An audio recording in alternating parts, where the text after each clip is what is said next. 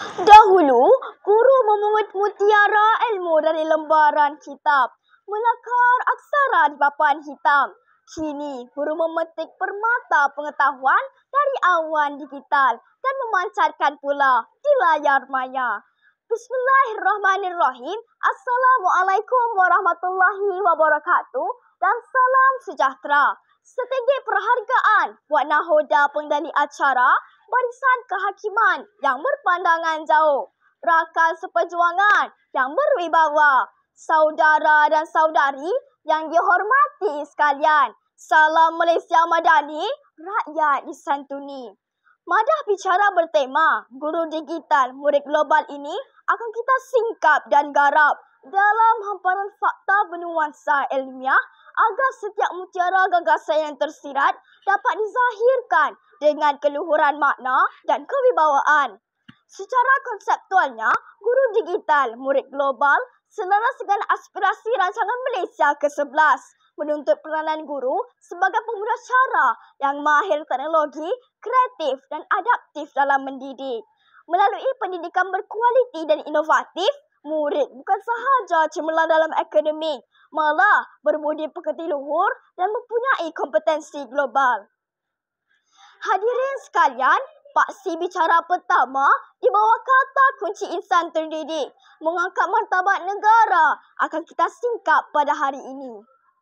Kejayaan 3 murid orang asli dari Sekolah Kebangsaan Permatang Keledang Pahang yang telah menjuarai kategori robotik inovasi dalam International Robot Olympiad ke-26 di Busan, Korea Selatan adalah bukti nyata bahawa sinaran guru digital mampu melahirkan murid global yang berdaya saing di pentas antarabangsa. Kecekapan guru mengintegrasikan teknologi dan memupuk kemahiran abad ke-21 telah menjadikan kejayaan ini sebagai manifestasi sebenar hubungan erat antara pendidik dan pelajar sehingga menembusi batas geografi. Kata kunci petahnya, murid melafaz bahasa asing dan tuju ajar guru berwawasan akan menjadi paksi bicara kedua. Allah bisa, tegal biasa. Kecekapan murid menguasai bahasa Inggeris bermula dari kelancaran bertutur dan ketepatan pengucapan adalah pantulan langsung kepada pendekatan guru digital yang cemerlang. Aplikasi pembelajaran bahasa seperti Duolingo atau Quizlet sangat berkesan membantu pelajar menguasai bahasa komunikasi global ini.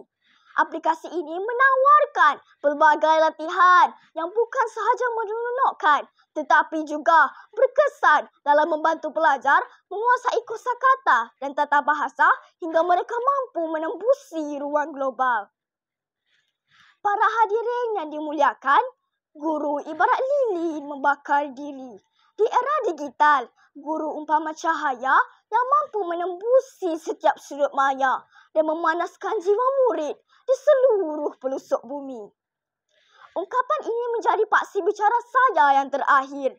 Mengikut laporan ekonomi Malaysia pada tahun 2011, bermula dengan lebih 86,000 pelajar asing pada tahun 2010, kini melangkah ke lebih 104,000 pelajar pada tahun 2023 dan melonjak lebih lagi permohonan baru sehingga kini.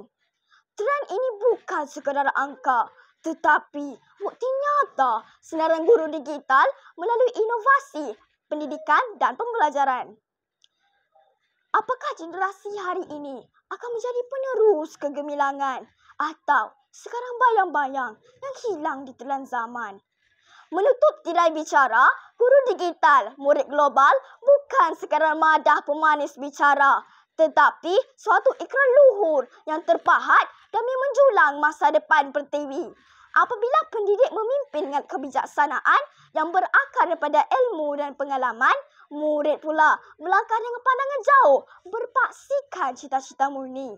Maka lahirlah generasi yang bukan sahaja celik teknologi, bahkan menjadi obor peradaban yang mampu menyelah di mata dunia. Sekian, terima kasih.